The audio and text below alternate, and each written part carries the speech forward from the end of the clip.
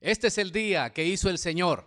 Por tanto, nos alegraremos y nos gozaremos en Él. Como siempre, mis hermanos, es un placer saludarles.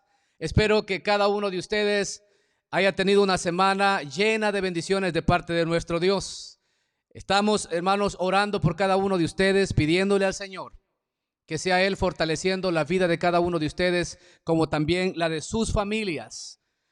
Cada viernes, cada domingo es un privilegio, es una bendición de parte del Señor poder llegar hasta sus hogares, hermanos. Qué bueno que algunos hermanos ya están conectados y esperamos que muchos más se puedan conectar en el transcurso de este servicio. Y a propósito, quiero aprovechar este momento, hermanos, para quizás darles este consejo, ¿verdad?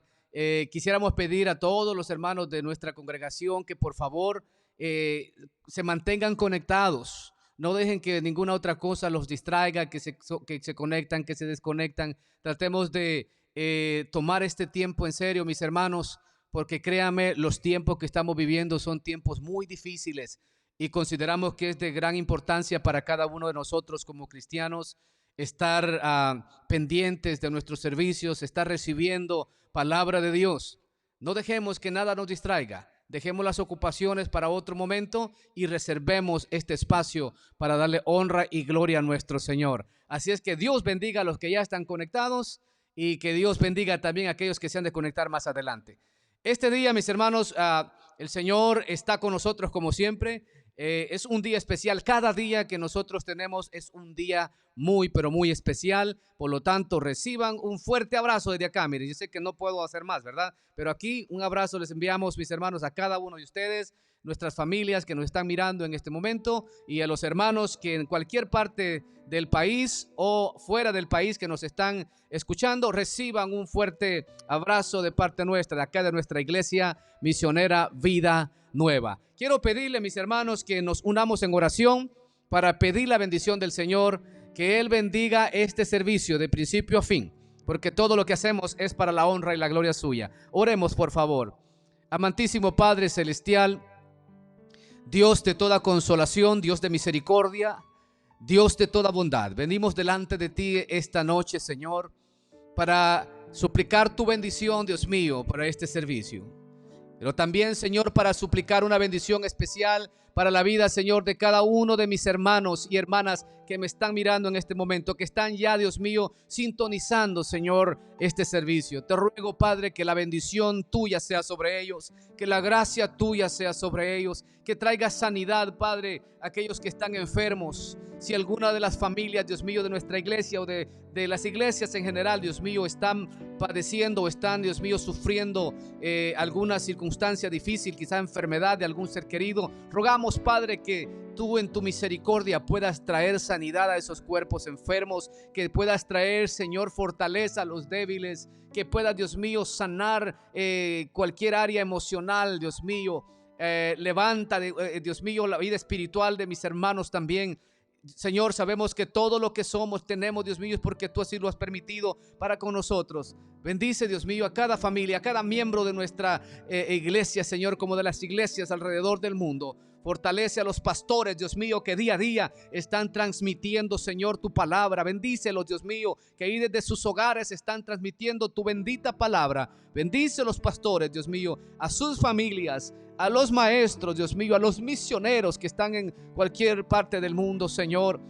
Bendícelos, Padre bendito, que la gracia tuya sea sobre la vida de cada uno de ellos. Y ahora, Señor, ponemos este tiempo en tus manos. Guíanos, Dios mío, de principio a fin. Te lo pedimos en el precioso nombre de Cristo Jesús. Amén y amén. Gloria a Dios. Mis hermanos, este día no vamos a tener en nuestro tiempo de alabanza. Nos hicieron falta por ahí algunos músicos, pero ¿sabe qué? Hoy vamos a entrar de lleno al estudio de la palabra del Señor. Así es que yo le voy a pedir que ya tenga su Biblia en mano y vaya abriéndola por ahí en el libro de Jeremías capítulo 25. Vaya abriéndola ahí por el libro de Daniel capítulo 9 y también en el libro de Nehemías capítulo 1. Si logra tener estas referencias o estos libros, le van a ser de gran ayuda porque vamos a usarla mucho ahora. Así es que tenga la Biblia ahí. No la va a usar casi de inmediato, pero en el transcurso del estudio de esta noche vamos a ir leyendo algunos pasajes importantes acerca de lo que quiero transmitirles hoy. Pues bien, el día de hoy vamos a continuar, mis hermanos, con la segunda parte de la serie que iniciamos el viernes pasado. Yo creo que se ha de acordar, ¿verdad? El viernes pasado iniciamos una serie muy importante a la cual hemos titulado Llamados para cumplir los propósitos de Dios. Voy a repetir, aunque lo tiene ahí en la pantalla, ahí lo va a mirar, a mi lado izquierdo está, Llamados para cumplir los propósitos de Dios, nuestra segunda parte. Si Dios permite, el próximo viernes vamos a culminar esta serie. Pues bien, mis hermanos, en el estudio anterior tomamos como ejemplo la vida de José, el hijo de Jacob. Aunque José era aún muy joven, tuvo que pasar por una serie de circunstancias difíciles, las cuales Dios usó como vehículo, mencionábamos el viernes pasado, para llevar a José al lugar donde Dios cumpliría su propósito en la vida de este joven. Vimos también que el propósito principal por el cual Dios llevó a José a Egipto fue para que administrara las cosechas de los 7 años de abundancia que vendrían sobre la tierra de Egipto. Porque después de esos 7 años de abundancia, la Biblia dice que vendrían 7 años de gran hambre sobre la tierra. Y Dios en su misericordia había preparado a José para que salvara la vida de mucha gente. Es maravilloso ver que antes que las cosas difíciles sucedan, antes que los tiempos de crisis lleguen, Dios se encarga de proveer lo que se va a necesitar para los tiempos de crisis. Dios nunca ha traído o ha permitido una crisis. Dios nunca ha traído una situación compleja, complicada a la vida de nadie, a la vida de ninguna familia, a la vida de ningún pueblo, sin antes haber proveído para esa familia, para ese pueblo, para que cuando los tiempos difíciles lleguen, ellos tengan lo necesario. Por eso hablábamos el viernes pasado de la importancia de la administración. Por eso hay que tener en cuenta que esos días, esos tiempos cuando el Señor nos bendice, hay que aprovechar y saber administrar lo que Dios nos da para cuando llegue el tiempo de crisis. Ahora, en el estudio de hoy, mis hermanos, vamos a ver un poco de historia. Quizá a usted le gustará la historia, ¿verdad? Y si no, pues voy a tratar de ser lo más específico, más simple posible para que usted pueda entender lo que vamos a transmitir este día. Y por eso vamos a hablar de historia, porque para entender con más claridad lo que el Señor quiere enseñarnos esta noche, va a ser necesario que hablemos un poquito de la historia de los judíos, quizás de un determinado tiempo, del cual voy a mencionar más adelante. Bien, dijimos que el viernes pasado usamos el ejemplo de la vida de José. El día de hoy, mis hermanos, vamos a enfocar nuestro estudio en otro personaje muy importante de la historia. Su historia la historia de este hombre del cual voy a hablar, se encuentra precisamente en el libro que lleva su nombre. Y este personaje se llamó Nehemías. Tenga el nombre de este hombre, Nehemías. Vamos a enfocarnos en la vida de este hombre porque creo de vital importancia que Dios cumplió unos propósitos muy importantes en la vida de este hombre. Nehemías, mis hermanos, comenzando de esta manera, Nehemías perteneció probablemente a la tribu de Judá, posiblemente a una familia natural de Jerusalén. Nehemías se cree que nació durante el tiempo del cautiverio de los judíos en Babilonia. Durante su vida de adulto llegó a ocupar una posición en el palacio cuando reinaba este rey llamado Artajerjes I. En ese tiempo fue cuando Nehemías entró en acción. Así es que para poder entender mejor esto, mis hermanos, va a ser necesario que veamos la historia del tiempo de la cautividad de los judíos en Babilonia. Aquí es donde vamos a comenzar todo esto. Repito este concepto que mencioné. Vamos a leer o estudiar un poco acerca de la historia de la cautividad de los judíos en Babilonia, porque ahí comienza precisamente el propósito que Dios debía cumplir a través de este hombre llamado Nehemías, quien más tarde, después de la cautividad, este hombre va a entrar en acción para cumplir los propósitos que Dios tenía para él. A lo largo de la historia del pueblo de Israel, Fueron muchas las veces que este pueblo desobedeció a Dios. Fueron muchas las veces que ellos desobedecieron los mandamientos que Dios les había prescrito. Ahora, en tiempos del profeta Jeremías, los judíos vivían totalmente alejados de Dios. Y por medio del profeta Jeremías, Dios le advirtió a los judíos del mal que les vendría si no se volvían de su mal camino. El pueblo lamentablemente ignoró la advertencia que Dios había hecho por medio de su profeta. No creyeron en el mensaje que Jeremías les trajo de parte de Dios, sino que la Biblia relata en el libro de Jeremías que el pueblo, los líderes, golpearon a Jeremías, y le echaron en la cárcel y decidieron mejor seguir viviendo alejados del Dios de sus padres. Ahora, sabemos que Dios, así como cumple sus promesas, también cumple sus amenazas. Y eso es importante saber, y voy a repetir eso, que Dios, así como cumple sus promesas, también cumple sus amenazas. Y en el tiempo señalado, los judíos fueron invadidos por el ejército de Babilonia. Los babilonios que estaban en ese tiempo bajo el gobierno de Nabucodonosor. Y en ese tiempo muchos de ellos, muchos judíos, fueron llevados cautivos precisamente a Babilonia, donde vivieron en cautiverio por muchos años, cumpliéndose así lo que el profeta les había dicho que les sucedería. Y no solo eso, sino que también la Biblia dice que en una tercera invasión que los babilonios hicieron a Judá, destruyeron la ciudad, el templo y los muros de Jerusalén. Todo esto, mis hermanos, por la rebelión, por la desobediencia de los judíos, que se apartaron de Dios, vivían vidas alejadas de Dios, practicaban mucho la injusticia, había mucha idolatría, y por eso Dios se encargó de enviar a su profeta para hacerlos volver. Pero estos decidieron mejor ignorar la advertencia de Dios. ¿Qué podemos decir respecto a esto? Todo esto que he mencionado hasta este momento ilustra claramente, ilustra muy bien el comportamiento de la gente en nuestro tiempo, mis hermanos. ¿Cuántas veces Dios le ha advertido al hombre que se vuelva de su mal camino? ¿Cuántas veces Dios le ha advertido a alguien, a una familia, a un padre de familia, a un hombre, a una mujer, que se vuelva de su mal camino, que vengan a Él?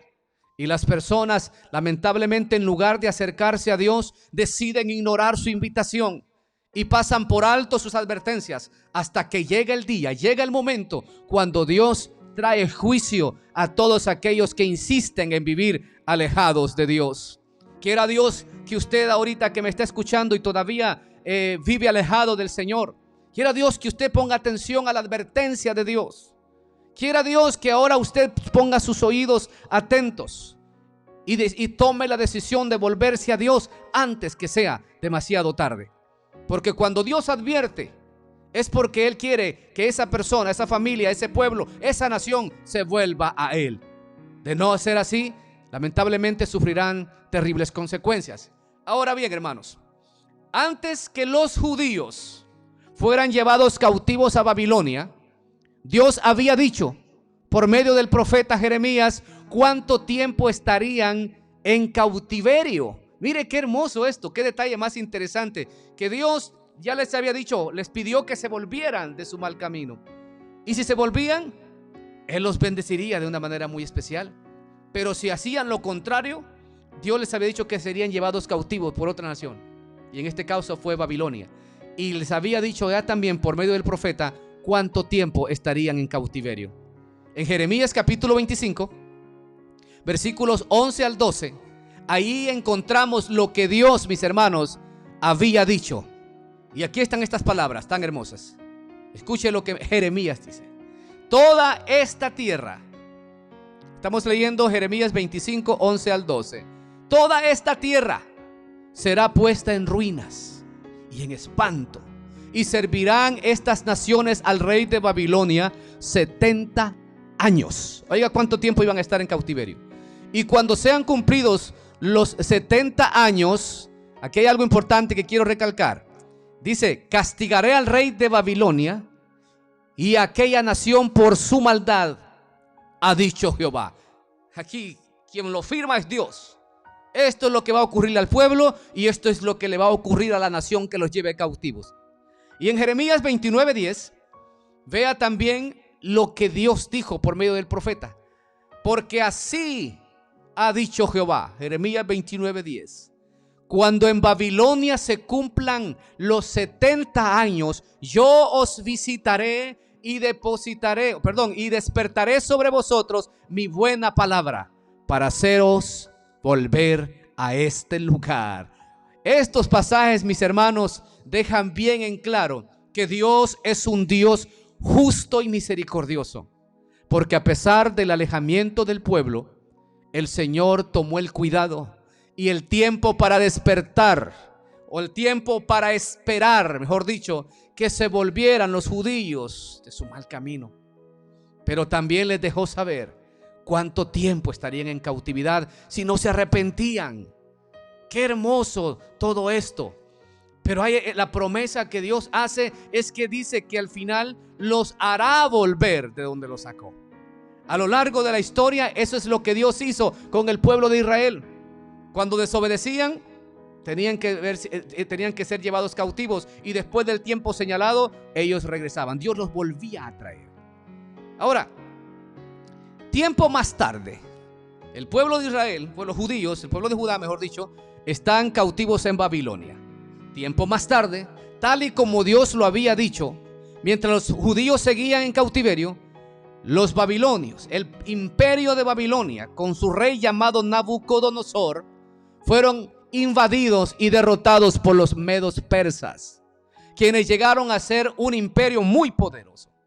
Ahora los judíos pasaron a estar bajo el gobierno del rey Darío, luego bajo el reinado de Ciro, rey de Persia. Y aquí hay algo interesante. Este rey Ciro de Persia fue el que posteriormente autorizó la salida de un primer grupo de judíos hacia su tierra. De los que habían sido llevados cautivos a Babilonia, ahora cuando están bajo el dominio de este nuevo imperio, el rey Ciro se encarga de autorizar que salga el primer grupo para su tierra. Porque, ¿qué cree? Los 70 años de cautiverio ya se habían cumplido. Y como Dios así lo había determinado, así tenía que ocurrir. Pues bien, de acuerdo al relato en el libro de Esdras, este primer grupo fue dirigido por Zorobabel en el año 538 a.C. Estoy mencionando los años porque es importante desde dónde comenzó este asunto. Zorobabel, usted puede encontrar toda su historia en el libro de Esdras. Zorobabel fue el hombre que se encargó de dirigir la reconstrucción del templo de Salomón, el que había sido destruido por los babilonios cuando invadieron Jerusalén, Judá. ¿Recuerdan? Ellos destruyeron todo. Así es que cuando llega el primer grupo, Zorobabel es guiado por el Señor para llevar a cabo la reconstrucción del templo. Ahora, en el año 458 a.C., Esdras, bajo el reinado de Artajerjes I, se encargó de dirigir a un segundo grupo hacia Judá. Esdras fue el hombre a quien Dios usó para traer la restauración espiritual de los judíos. Recordemos que los judíos, por desobedecer, por alejarse de Dios, es que fueron llevados cautivos. Ahora, durante todo ese tiempo que ellos estuvieron allá, muchos de ellos vivieron vidas frías. No había adoración como lo hacían antes en los tiempos buenos de Israel. Y los que habían quedado ahí en Judá, pues también estaban en ruinas. La vida espiritual no era lo mejor que tenían ellos. Así es que Dios levanta a este hombre Esdras para que se encargue en la restauración espiritual de los judíos. Luego, en el año 445 antes de Cristo, Nehemías llega a Jerusalén con un tercer grupo de judíos. Ahora bien, en toda esta historia, mis hermanos, vemos a Dios obrando y cumpliendo su propósito en las vidas de estos hombres. Zorobabel, Esdras y Nehemías fueron hombres claves en el cumplimiento de los propósitos que Dios tenía para con el pueblo de Judá. Dios siempre hace las cosas perfectas. en el tiempo perfecto y usa a las personas claves para llevar a cabo sus propósitos. A continuación, quiero que veamos algunas cualidades que tenía Nehemías, porque es importante recalcar esto para poder entender claramente la base principal del estudio de este día. Veamos las cualidades de Nehemías. Nehemías, mis hermanos, desempeñó un papel muy importante en los planes y propósitos que Dios tenía para la reconstrucción de los muros de Jerusalén. Recordemos, templo, ciudad de Jerusalén y los muros de Jerusalén habían sido destruidos totalmente. Entonces, Nehemías fue un hombre con muchas cualidades y habilidades. Se cree que fue un experto constructor, un hombre visionario, un hombre de oración, un gran líder, y posteriormente llegó a ser gobernador de Jerusalén. Para ese tiempo, la Biblia dice que Nehemías trabajaba en el palacio de Susa, la capital del reino Persia. Ahí la oposición que Nehemías desempeñaba en el palacio es que él era el copero del rey. ¿Y qué es eso de copero? En ese tiempo los reyes siempre tenían a personas específicas. Tenían a una persona quien probaba los alimentos antes de que se los llevaran al rey. Y también tenía a personas específicas que se encargaban de probar el vino antes que se lo sirvieran al rey. ¿Por qué sucedía esto? Porque había muchos que atentaban contra la vida de los reyes. Trataban de envenenarlos, ya sea por la comida o por la bebida. Entonces los reyes, para protección de ellos, daban estos puestos, estas posiciones a hombres, para que ellos se encargaran de probar la comida, de probar el vino. Si estas cosas estaban envenenadas, los primeros que morían eran precisamente en este caso los coperos. ¿Por qué? Porque ellos probaban el vino y si estaba envenenado, pues el copero moría. Así se salvaban la vida del rey. Pues esta era la posición de Nehemías. Él se encargaba de probar el vino del rey antes que se lo sirvieran a él. Ahora, por tener esa posición, Nehemías tenía la oportunidad de estar bien cerca del rey y de la reina. Se cree que Nehemías también era un hombre de mucha influencia. Esto hacía aún mejor la tarea que Nehemías cumpliría, porque una de las virtudes primordiales de un buen líder, mis hermanos, es que tenga influencia. Un líder que no influye en la vida de otros no es un buen líder. Un líder que no está influenciando en la vida de otros por su ejemplo, no puede ser un buen líder. Un buen líder siempre va a influenciar, ya sea en la forma como él sirve, en la manera como se entrega a la obra del Señor, en la manera como trata a los demás, cómo atiende las situaciones, su carácter fuerte cuando tiene que tomar decisiones serias, pero también un carácter compasivo y amoroso que entiende las situaciones de aquellos que trabajan con él. Esta persona definitivamente con estas cualidades va a influenciar en la vida de otros.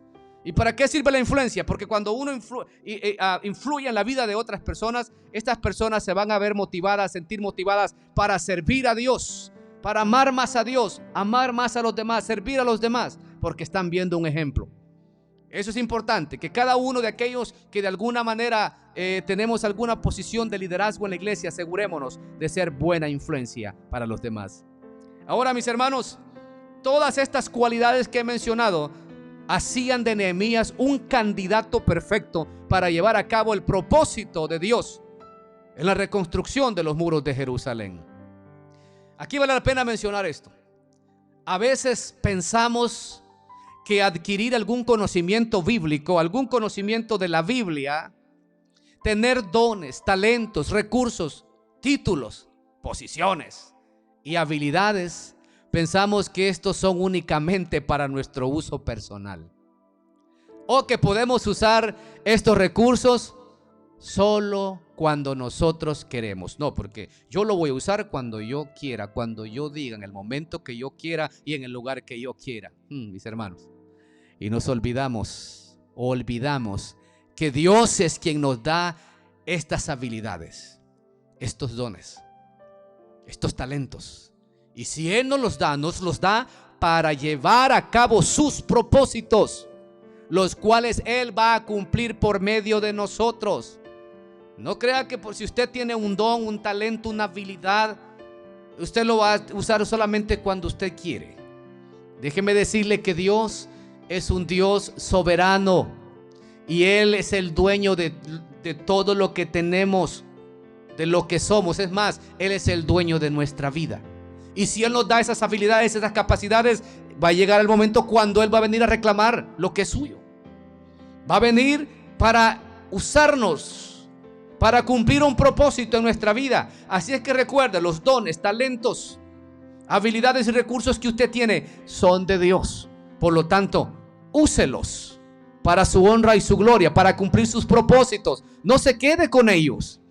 Aquí le voy a citar las palabras que Cristo dijo en Lucas capítulo 12, versículo 48. Lucas 12, 48. Dice la Biblia: porque a todo aquel a quien se haya dado mucho, mucho se le demandará. Y al que mucho se le haya confiado, más se le pedirá. Escuche esas dos expresiones: mucho se le demandará y más se le pedirá. ¿A quiénes? Al que se le haya confiado y al que se le haya dado mucho. En otras palabras, mis hermanos, llegará el día cuando el Señor nos pedirá cuenta de todo aquello que Él nos dio, de cómo lo usamos, para qué lo usamos y cuándo lo usamos o por qué no lo usamos. Así es que ya no tenemos que estar ahí pensando de una manera personal o egoísta. Si usted tiene talentos de parte de Dios, úselos, porque créame, Dios le va a pedir cuenta de ellos. Ahora, Dios preparó el momento y a la persona quien informaría a Nehemías acerca de la condición de su pueblo allá en Jerusalén. Vea cómo las cosas se van dando una a una. Y esto lo encontramos en el libro de Nehemías, capítulo 1, versículo 1 al 4. Ahí se nos relata cómo Nehemías comenzó a cumplir el propósito de Dios. Ahí él mismo dice lo siguiente: palabras de Nehemías, hijo de Acalías. Aconteció en el mes de Quisleu, en el año 20, estando yo en Susa, capital del reino, que vino Ananí, uno de mis hermanos, con algunos varones de Judá.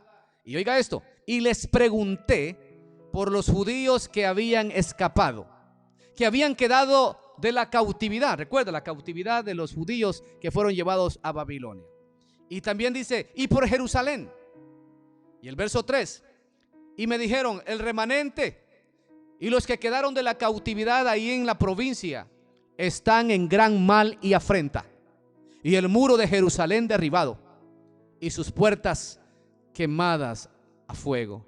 Ahora vea la reacción de Nehemías en cuanto escuche este reporte. Cuando oí estas palabras, dice: me senté y lloré, hice duelo por algunos días, ayuné y oré delante del Dios de los cielos. Wow. Cuando Nehemías escuchó este informe, ese reporte, sintió en su corazón algo que quizás no había sentido antes. En ese momento Nehemías siente algo dentro de sí. No hay duda que desde ese momento Dios comenzó a poner en el corazón de Nehemías el deseo y el interés de querer saber la condición de los de su pueblo. Y no solo para saber, así por saber, sino que inmediatamente él supo la noticia, se movilizó para hacer algo. Y aquí hay algo muy importante que nos enseña a nosotros, que no tenemos que llamar a alguien, averiguar lo que le está pasando a un hermano o una hermana solamente por saber. Eso no hace nada, no hace la diferencia absolutamente en nada. Cuando nosotros nos damos cuenta de algo, tenemos que hacer lo siguiente: si preguntamos por alguien, tenemos que hacerlo con un interés auténtico de querer ayudar, de querer hacer algo al respecto. No solo por saber y decir: ay, qué pobrecito el hermano, pobrecita la hermana, o qué pobrecita familia. Eso no ayuda a nadie. No, hay que interesarnos y decir: ¿qué puedo hacer al respecto? Esto fue lo que hizo Nehemías. Él no solamente preguntó así por así: ¿cómo están los de mi pueblo? ¿Cómo está Jerusalén? No, cuando él preguntó, definitivamente este hombre quería saber con un propósito bueno, porque él quizá llegó a decir: estoy aquí lejos de mi tierra, pero yo quiero saber la condición de los míos, porque el Señor ha puesto algo en mi corazón y yo quiero hacer algo. Aquí, mis hermanos, se cumplen las palabras que el apóstol Pablo dijo en Filipenses capítulo 2 y el versículo 13. Allí dice: porque Dios es el que en vosotros produce así el querer, oiga, como el hacer por su buena voluntad. En otras palabras, todo aquello que nosotros hacemos para la obra de Dios es algo que Dios pone en el corazón de nosotros para hacerlo, para querer hacerlo. En otras palabras, querer obedecer y querer hacer la voluntad de Dios es algo que Dios pone en nuestro corazón. Eso no nace naturalmente en nosotros, porque si por nosotros fuera, nosotros, míreme, nos quedamos de brazos cruzados y no hacemos nada. Pero Dios pone algo en nosotros. Ahora, hay de aquellos que saben que Dios está poniendo algo en su corazón para que hagan algo y se quedan sin hacerlo y resisten eso. A eso se le llama rebelión. Y lo voy a repetir, se llama rebelión.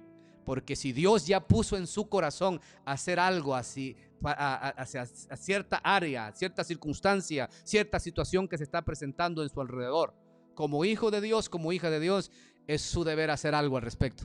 Porque Dios ya hizo su parte y es poner el deseo en su corazón. No se quede así nomás, porque eso no le agrada al Señor.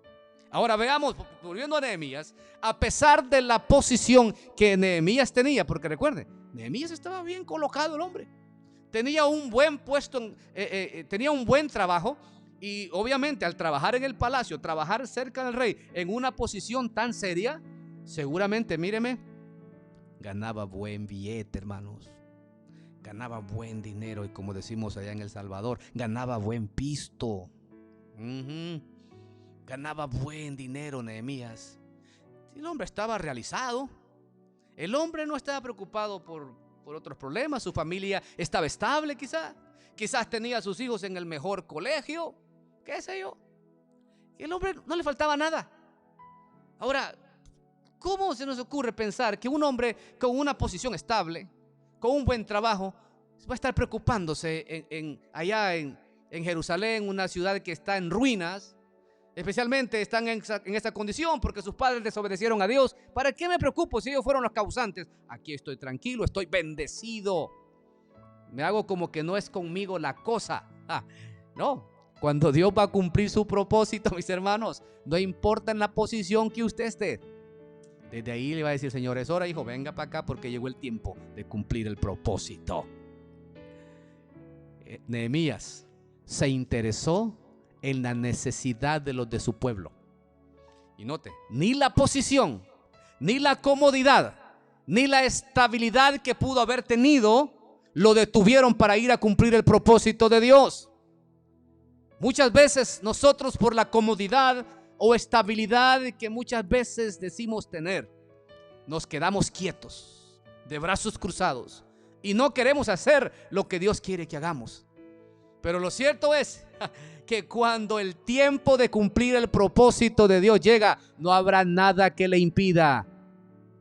Dios nos sacará de donde estamos para ir a cumplir su propósito. Así es que, mis hermanos y mis hermanas, hagámoslo a la buena.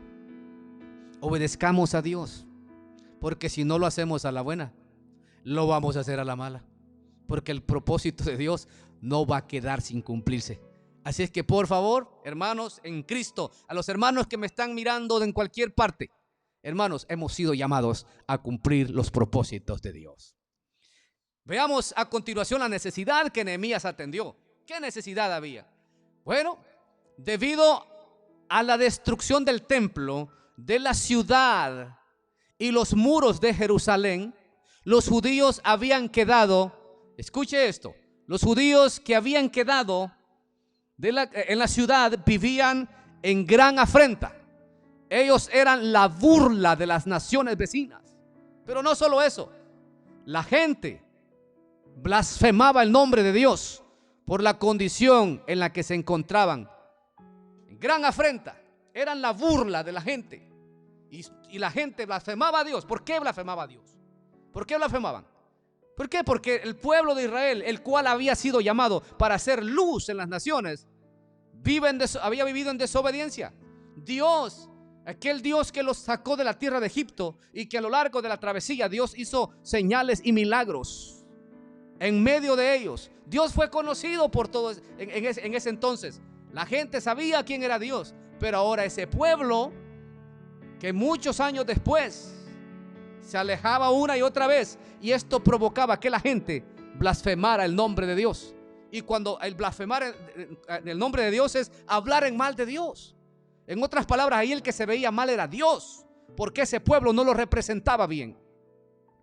Por sus iniquidades, su desobediencia, su pecado, la gente hablaba mal de Dios. Por esa condición en la que ellos vivían. Ahora, mis hermanos, ¿cuántas veces por nuestro mal testimonio hemos sido causa de burla y afrenta de parte de muchas personas? Y no solo eso, ¿cuántas veces la gente ha blasfemado el nombre de Dios por nuestro mal comportamiento? ¿Sí o no? Alguien que nos conoce y sabe que somos cristianos y que los domingos ahí nos ven que vamos con la Biblia debajo del brazo. Ahí vamos a alabar el nombre de nuestro Dios, a levantar manos santas. Llegamos al templo y estamos ahí como que no hemos quebrado un plato. Pero salimos y viene la semana y vamos al trabajo. Y allá en realidad nos confundimos con todo el mundo. Nadie sabe quiénes somos, porque hablamos como los del mundo, nos comportamos como los del mundo, vivimos como los del mundo. Y la gente dice: ¿y ese que no va a la iglesia? ¿Y este no me dijo un día que era cristiano? ¿Y por qué se porta así? ¿Por qué habla así? Entonces la gente comienza a tener un mal concepto de Dios, porque dicen: si esta persona dice que es cristiana y que Dios es poderoso, si no ha cambiado él, entonces Dios no tiene poder. Si no lo cambió él, tampoco me va a cambiar a mí. Lamentablemente así sucede. Entonces, así como el pueblo de Israel fue llamado por Dios para hacer luz en medio de las naciones, también, ¿qué cree? Jesús dijo de nosotros: vosotros sois la luz del mundo. Significa que tenemos también una gran responsabilidad para con aquellos que no conocen a Dios. Así es que no repitamos los mismos errores del pueblo de Israel. Permitámosle, mejor dicho, esforcémonos por vivir una vida que agrada a Dios y que va a impactar positivamente a los demás. Y lejos de blasfemar en contra de Dios, van a querer conocer a ese Dios todopoderoso, ese Dios que cambia vidas, ese Dios que transforma los corazones de los hombres. Se va a interesar la gente. Así es que hagamos honor a ese título: luz del mundo. Eso es lo que somos. Vosotros sois la luz del mundo. Bien, mis hermanos, quiero que veamos a continuación el propósito que Nehemías cumplió, porque Nehemías cumplió un propósito muy grande. En primer lugar, Nehemías fue llamado para cumplir el propósito de la reconstrucción de los muros de Jerusalén, de ir a reconstruir los muros que estaban en ruinas. Ahora, ¿qué importancia tiene o tenía la reconstrucción de esos muros de Jerusalén? ¿Por qué tanto énfasis? Bueno, en primer lugar podemos decir que los muros de Jerusalén representaban fuerza, brindaban protección y proyectaban belleza a la ciudad. La ciudad amurallada brindaba fortaleza, los enemigos no podían entrar con facilidad. Ahora, en este caso en particular, los muros necesitaban ser reconstruidos urgentemente para proteger el templo de cualquier ataque de los enemigos y para asegurar la continuidad de la adoración de Dios de parte de los judíos. Porque recuerden que para ese tiempo el templo ya estaba reconstruido, pero no habían muros. Ahora, en su soberanía, nuestro Dios puso el deseo en el corazón de Nehemías para ir a Jerusalén y reconstruir los muros. Mis queridos hermanos, al igual que Nehemías, Dios pone en nuestro corazón el deseo de hacer algo ante las necesidades que nos rodean. Siempre hay y siempre habrá personas que necesitan de nuestra ayuda. Dios se encarga de poner frente a nosotros, ante nosotros, esas necesidades, porque Él quiere usarnos para cumplir su propósito en las vidas de otras personas. A eso hemos sido llamados. El tiempo que estamos viviendo, mis hermanos, no es fácil. Y usted sabe de lo que estoy hablando. Hay mucho temor e incertidumbre en la vida de mucha gente. E incluso me atrevo a decir que muchas personas se están enfermando debido a la situación que estamos enfrentando. No es fácil. ¿Cuál es la causa del temor que mucha gente está experimentando? ¿Qué provoca ese temor? ¿Qué provoca esa ansiedad? Bueno, si observamos detenidamente la situación, nos daremos cuenta que, humanamente hablando, sí hay muchas razones y hay muchas cosas que pueden atemorizar a cualquiera, definitivamente. Si hacemos un pequeño resumen de lo que está hasta hoy, veamos, los templos o las iglesias aún siguen cerrados. Las escuelas siguen cerradas. Los niños no pueden ir a sus clases porque están cerradas. Esto definitivamente trae problemas allá en casa, porque hay muchos padres que no hayan que hacer ya con esta situación. ¿Y qué más? Muchos negocios aún están cerrados. Oficinas de gobierno cerradas. Y también hay un índice de desempleo nunca antes visto. Una economía en decadencia que va a pique, que cada día que pasa sufre daños, está sufriendo daños irreparables, mis hermanos. Y no estoy agregando nada de lo que está pasando. Son realidades que estamos viviendo ahorita. Eso es lo que trae el temor, eso es lo que trae ansiedad de mucha gente. Y no es para menos. Porque ante esta crisis la gente se pregunta: ¿qué voy a hacer? ¿Qué va a pasar? Porque están temiendo lo peor. ¿Cómo voy a hacer para mantener a mi familia ahora que ya no tengo empleo? La economía va para abajo. El sistema del gobierno de desempleo quizás ya no va a tener suficientes fondos. ¿Qué vamos a hacer? Claro, esas preguntas son muy válidas. Pero, hermano, hay un Dios en los cielos quien ha prometido sacar a los suyos adelante. Lo ha prometido. Y en este tiempo de crisis, yo creo firmemente que así como Dios llamó a Nehemías en medio de un tiempo de crisis, porque había una crisis terrible en Jerusalén, también nos está llamando a nosotros para que hagamos algo al respecto, para que hagamos algo ante la crisis que vivimos. Hay mucha gente que va a necesitar de nuestra ayuda, espiritualmente y emocionalmente. Hay muros que necesitan ser reconstruidos, y el Señor quiere usarnos a nosotros para cumplir ese propósito de reconstruir, de ayudar en su vida emocional a mucha gente que está sufriendo, en sus vidas espirituales. Hay que hacer algo. Y yo sé que hay mucho pueblo de Dios que ha estado ya hace días poniendo manos a la obra. No se han detenido. Este es un llamado a todos. Continuemos confiando en el Señor, que Él nos ha de ayudar a pasar esta jornada difícil. Ahora bien, mis hermanos, la reconstrucción de los muros de Jerusalén tenía otro propósito muy grande de parte de Dios. Y escuche, aquí vamos a entrar a un tópico bien interesante. La reconstrucción de los muros marcarían el inicio del reloj profético, de las 70 semanas de Daniel. Usted me dirá: hermano, ¿qué tiene que ver las 70 semanas de Daniel con esto que está hablando del propósito? Mucho, hermanos.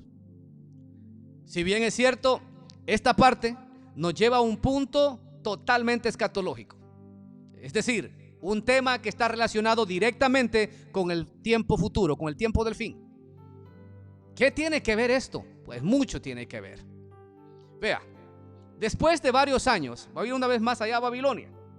Después de muchos años que los judíos estuvieron en cautiverio en Babilonia, sígame detenidamente acá, no se me vaya a perder, por favor.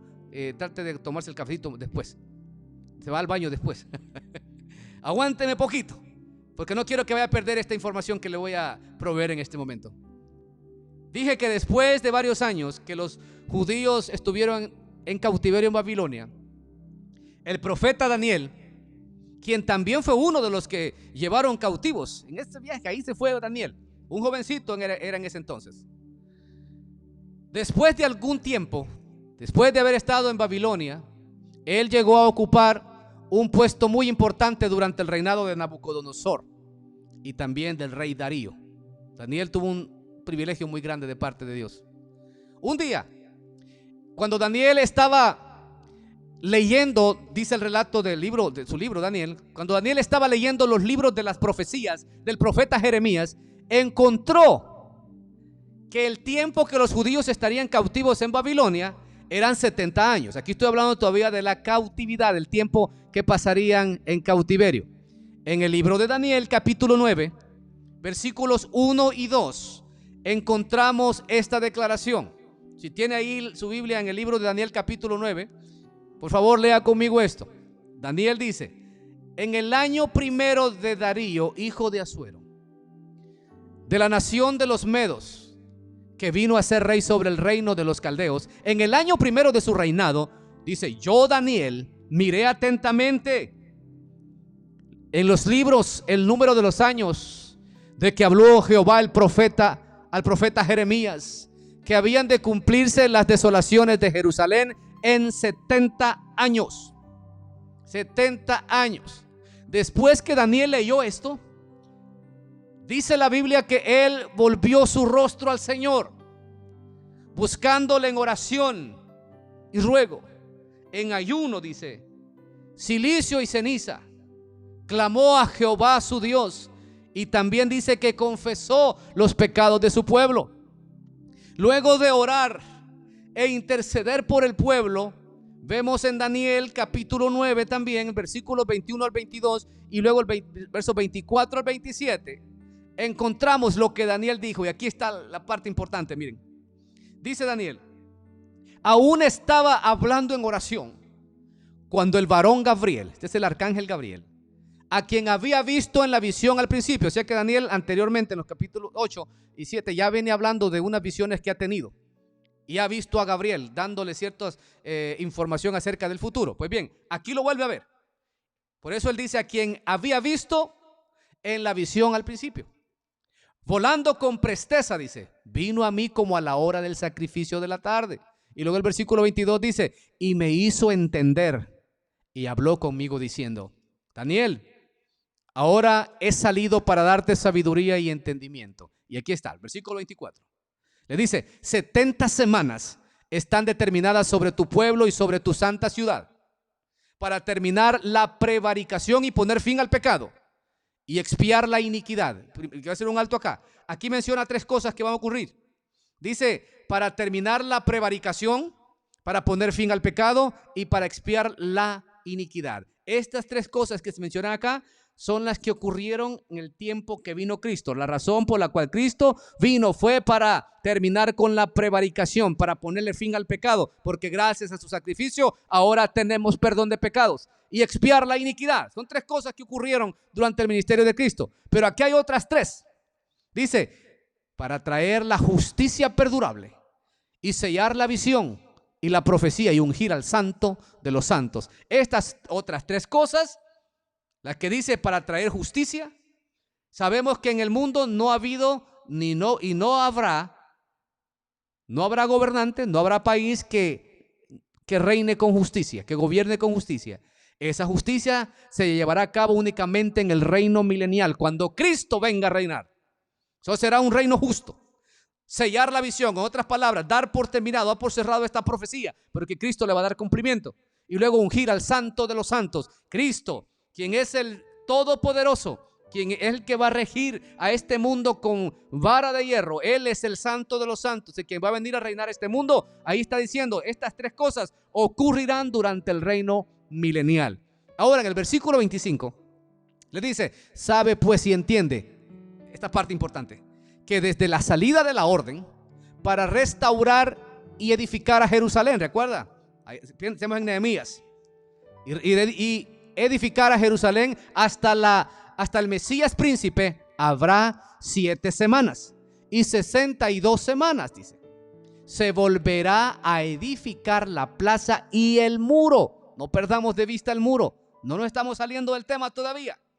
Y dice: la plaza y el muro en tiempos angustiosos, y después de las 62 semanas se quitará la vida al Mesías, mas no por sí. El pueblo de un príncipe que ha de venir destruirá la ciudad y el santuario, y su fin será con inundación, y hasta el fin de la guerra durarán las devastaciones. Y ahora póngame atención en el versículo 27.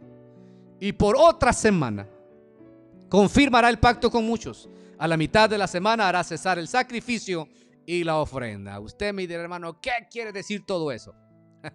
Hermanos, es increíble ver cómo Dios tiene todo ya planificado. Las cosas que han ocurrido y las cosas que están por ocurrir están ya marcadas en el calendario de Dios. Y Él en su soberanía involucra a hombres y a mujeres para llevar a cabo todos sus planes y propósitos.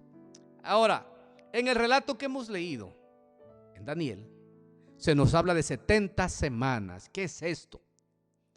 Aquí, cada una de estas semanas, póngame atención a esto, por favor. Cada una de estas semanas representan un periodo de 7 años, no de días. 7 años, equivalente a un total de 490 años. ¿Cómo llega a esa conclusión? 70 por 7 igual a 490. Mira, esta matemática estamos aprendiendo aquí, hermanos. Luego, de acuerdo al relato, estas 70 semanas son divididas en dos partes principales. Vemos como, de acuerdo a lo que Gabriel le dijo a Daniel, uno de 69 semanas y el otro de una semana. De acuerdo a la profecía, o mejor dicho, al profeta Daniel, la primera parte también es dividida en dos partes, en 7 semanas y 62 semanas. Ahora, es importante saber esto. Las 7 semanas que menciona ahí son 49 años. 7 por 7, 49. ¿Qué significa eso? ¿Qué importancia tiene eso? En ese periodo de tiempo de 49 años se cree que Jerusalén en su totalidad fue reconstruida. Los muros de Jerusalén se reconstruyeron en un tiempo récord. Fue un tiempo corto, que más adelante lo voy a mencionar. El templo ya estaba reconstruido, pero recuerden que toda la ciudad había sido destruida. El periodo de tiempo fueron 49 años. Y luego se menciona 62 semanas. De acuerdo a lo que el arcángel Gabriel le dijo a Daniel, el primer periodo de 69 semanas, que eran de años, equivalía a un total de 483 años, el cual duraría hasta la muerte del Mesías. Hasta la muerte del Mesías príncipe, como lo dice él. ¿Qué Mesías es este? Es Cristo. Es impresionante ver esto. Esta fue la cantidad de años. Mire, ¿por qué digo impresionante? Porque esta fue exactamente la cantidad de años que ocurrieron desde el momento cuando el rey Artajerjes le dio la orden a Nehemías para ir a reconstruir los muros de Jerusalén hasta el día de la muerte de nuestro Señor Jesucristo. Gloria a su nombre. Usted dele gloria a Él, porque su palabra tiene un fiel cumplimiento. Se cumple todo al pie de la letra. La muerte de Cristo, mis hermanos, ocurrió al final de las 69 semanas, es decir, 483 años más tarde, desde aquel día cuando Nehemías salió para ir a reconstruir los muros. A partir de ese momento, cuando Cristo muere, el reloj profético se detuvo. Porque usted dirá, bueno, ya han pasado más de 2000 años de cuando Cristo murió y ahí solamente menciona 483 años. Ese periodo de tiempo se cumplió desde el momento, repito, que Nehemías salió para ir a reconstruir los muros hasta el día cuando Cristo muere. Ahí, una vez Él muere, el reloj profético se detiene. Y recuerde, falta una semana todavía, ya voy a llegar ahí. El reloj está detenido. ¿Por qué razón? Porque después de la muerte de Cristo comenzó la dispensación de la gracia. Ese tiempo es el que usted y yo estamos viviendo todavía. En este periodo de gracia, este periodo de gracia es el que Dios ha extendido a toda la humanidad, para que todo aquel que crea en Cristo puede ser salvo ahorita. Todavía la puerta de la gracia está abierta. Todavía el periodo de gracia sigue abierto para todo aquel que quiera salvarse. Sigue abierto. Pero hay un evento que estamos esperando los hijos de Dios, y es el arrebatamiento de la iglesia. Así es que escúcheme, póngame atención a esto. Cuando ocurra el arrebatamiento de la iglesia, el reloj profético continuará su marcha para darle cumplimiento a la semana número 70. Por favor, póngame atención en esto. No se me descuide. Escuche, la semana número 70 corresponderá al periodo de los 7 años de la gran tribulación que vendrá sobre todo el mundo. En otras palabras, ese periodo todavía no se ha llegado. Ese periodo es para el futuro, un futuro muy cercano, hermanos. Entonces, ¿qué es lo que va a activar una vez más ese reloj? El arrebatamiento de la iglesia. Inmediatamente la iglesia sea levantada, comienza el reloj su marcha para cumplir esa semana número 70. Es increíble, mis hermanos, que la Biblia es bien precisa en el cumplimiento de los eventos que ocurren en el mundo. He dicho repetidas veces, nada ocurre por al azar, nada ocurre por casualidad. Todo está ya planificado de parte de Dios. Y nota esto, que ni siquiera un evento que Dios ha determinado que ocurra dejará de tener su fiel cumplimiento. Aquí se cumplen las palabras que Cristo dijo en Mateo 24, versículo 35. Él dijo: el cielo y la tierra pasarán, pero mis palabras no pasarán. Todo lo que hay en esta tierra un día va a pasar, va a terminar. Todo lo que hay aquí se va a acabar. La fama se termina, hermanos. Muchachos, jóvenes que están pensando en otro tipo de cosas, la fama se acaba, la belleza se acaba, el dinero se acaba, las casas se acaban, los placeres se acaban, todo se acaba. Pero Cristo dijo: todo esto va a terminar, todo esto va a pasar, pero mis palabras no pasarán. No importa cuántos años pasen, pero lo que Dios dijo, así va a ocurrir. No crea que Dios se le ha olvidado. No, Dios no es olvidadizo como nosotros muchas veces. Dios tiene ya todo. A su tiempo van a ocurrir las cosas que Él ha determinado que ocurran. Ahora bien, el arcángel Gabriel le dijo a Daniel que la reconstrucción del muro de Jerusalén sería en tiempos angustiosos. Es lo que le dijo. En tiempos angustiosos. Y sabe, ciertamente así ocurrió. Porque desde el día cuando Nehemías llegó allá a Jerusalén para llevar a cabo esa obra de la reconstrucción de los muros, los problemas no se hicieron esperar. Los enemigos de los judíos trataron de detener la obra. Y no solo eso, sino que también trataron de matar a Nehemías. Primero trataron de persuadirlo, decirle que eso no era posible, que él se estaba rebelando en contra del gobierno y nada de eso. Y cuando se vieron que no pudieron contra él, querían matarlo. Pero a pesar de la oposición y las amenazas que recibió, Nehemías no se detuvo. Siguió adelante con la obra hasta terminarla. Y en Nehemías capítulo 6, verso 15, dice estas palabras: fue terminado pues el muro en el 25 del mes de Elul, en 52 días. Mire, tiempo récord, gloria a Dios por ello, hermano. Nadie podía detener esa obra porque ese era plan y propósito de Dios. Así pudieran venir los enemigos que quisieran venir, el diablo y sus secuaces, para tratar de detener a Daniel. No lo lograrían, porque ese era un propósito que debía cumplirse en ese tiempo. Por lo tanto, Dios dio fuerza, autoridad, valentía a Nehemías para poder resistir y llevar a cabo la obra. Le invito a que lea el libro de Nehemías detenidamente, cuando tenga tiempo, y léalo. Qué tremendo lo que ahí se narra. No hay duda que Dios había preparado a Nehemías para toda esa jornada. Él fue un hombre valiente porque no se atemorizó ante las adversidades que enfrentó. Estas cualidades, definitivamente, mis hermanos, deben caracterizar a todos los que hemos sido llamados a cumplir los propósitos de Dios. No importa el propósito que Dios nos ha llamado a cumplir. Seguramente, mis hermanos, vamos a enfrentar oposición y todo tipo de adversidad, pero no debemos atemorizarnos ante nada, porque el Dios que nos llamó está con nosotros y Él nos dará las fuerzas para soportar durante el tiempo cuando estemos cumpliendo tu propósito. No se detenga por nada.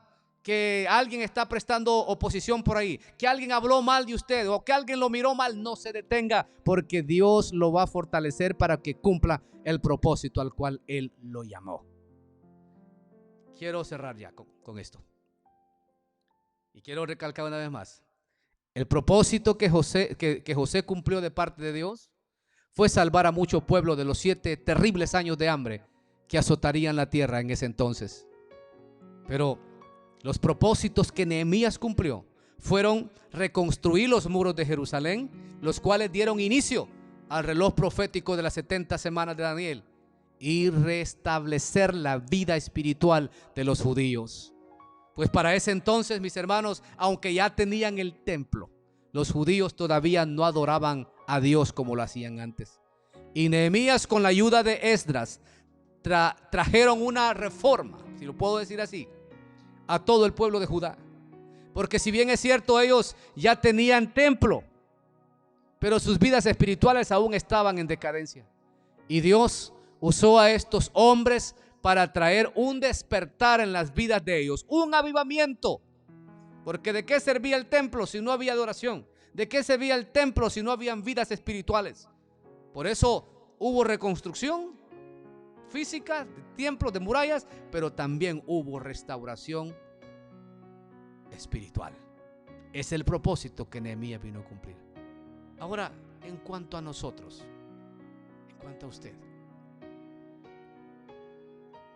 el propósito que Dios lo ha llamado a cumplir, hablando en términos espirituales, ¿qué templo y qué muros quiere Dios que usted reconstruya?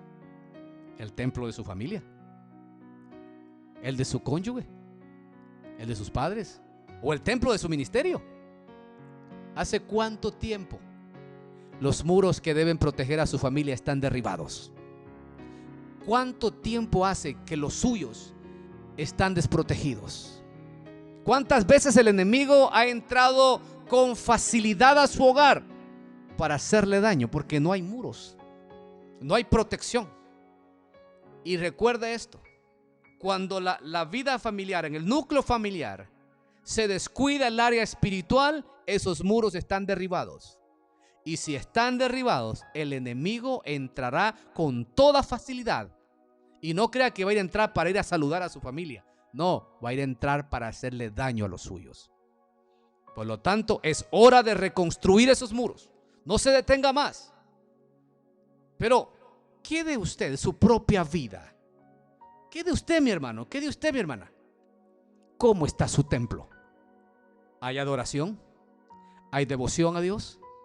¿Hay entrega? ¿Hay sumisión? ¿Hay obediencia a su Señor? ¿Hay alabanza? ¿Hay compromiso?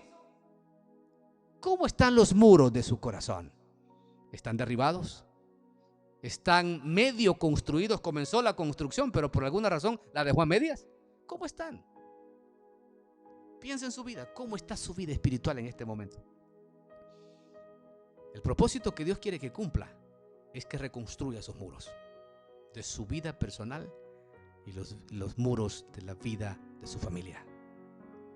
Dios quiere que usted cumpla el propósito, repito, de reconstruir ese templo y esos muros que han estado derribados por mucho tiempo. Hoy debe tomar la decisión de comenzar la reconstrucción. Ahora es el tiempo que Dios ha determinado para usted. Proponga en este momento en su corazón cumplir ese propósito de Dios. Así usted y los suyos estarán seguros bajo la protección del Dios que cumple sus propósitos. Porque para eso lo llamó. Yo le voy a pedir que en este momento, si le es posible, incline su rostro y vamos a orar al Señor. Hagamos una oración. Sé que es bastante información la que les he provisto este día. Espero que usted haya entendido el punto principal de todo esto. Que Dios tiene ya todo planificado. La vida suya está en las manos de Dios. Él la tiene planificada ya. Así es que vamos a orar y le vamos a decir al Señor: Padre, aquí estamos, Señor. Quizás no somos los mejores constructores, espiritualmente hablando. No somos los mejores constructores. Quizás no hemos tenido visión como Nehemías. No hemos sido gente de oración como Nehemías. Quizás no somos unos grandes líderes como Nehemías. Pero algo sí sabemos, Señor: que somos hijos tuyos. Y cada uno de tus hijos tiene un propósito bien definido de parte tuya.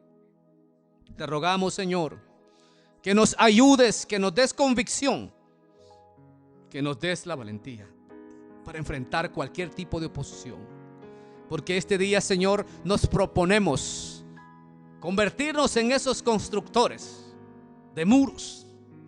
Quizá, Dios mío, en nuestras familias ni cuenta nos habíamos dado, pero los muros están derribados, han estado derribados porque nuestra vida espiritual ha andado por los suelos quizá. No hemos estado muy interesados en las cosas tuyas y hemos permitido que el enemigo haga de las suyas. Y nos hemos preguntado por qué pasa lo que pasa, por qué tanta pobreza, por qué tanta enfermedad, por qué tanto conflicto en el hogar. Señor, seguramente, y no tengo ni la menor duda, que es porque los muros han estado derribados. Pero gracias, Señor, por hacerme ver la magnitud de la necesidad que hay en mi vida y en mi hogar. Ayúdame. Que pueda ver con esos ojos así como Nehemías me miró, y que pueda sentir, que pueda haber un interés en mí. Así como Nehemías tuvo interés por los suyos, por ir a arreglar las ruinas que estaban ahí en Jerusalén. Así, Señor, yo quiero hacer algo al respecto. No me quiero quedar más de brazos cruzados. Yo quiero hacer algo. Quiero reconstruir mis muros. Quiero reconstruir este templo. Y porque quiero que tú me ayudes a restablecer mi vida espiritual, Señor, como la de mi familia. Ayúdame. Que cuando la oposición llegue, porque sé que el enemigo se va a oponer, pero Señor, así como le diste valentía a Nehemías, también dame valentía a mí para poder resistir cualquier tipo de oposición y ataque que el enemigo lance en contra mía. Porque sé que tú estás conmigo y tú me darás la victoria, Señor. Y así de esa manera, Padre, úsame para que cumplas tu propósito en mi vida. En el nombre de Jesús te lo pido. Amén y amén. Gloria al Señor, mis hermanos. Gloria sea su nombre y damos gracias a nuestro Padre Celestial porque nos ha permitido poder transmitir un mensaje más, que esperamos haya sido de bendición a su vida como a la de los suyos. Rogamos que este fin de semana sea un fin de semana de mucha bendición para su vida. Y no me quiero quitar de acá sin antes recordarles que en punto de las 2 de la tarde el domingo estaremos transmitiendo una vez más nuestro servicio y sí vamos a tener alabanza. Amén. Así es que, hermanos de nuestra iglesia Vida Nueva, para adelante con Cristo. Estamos aquí todos todavía. Estamos firmes, estamos parados. Seguramente algunos quizás están pasando algún tipo de crisis. Mis hermanos, no te olvides, el Señor está contigo y Él te va a ayudar. Y también nosotros estamos contigo. Vamos para adelante. Queridos pastores que me están mirando, queridos hermanos de otras congregaciones, vamos para adelante. Esto no nos va a detener. Cristo viene pronto por nosotros. Vamos a irnos con Él a un lugar donde ya no tendremos que pasar ningún tipo de aflicción. Así es que para adelante, mis hermanos.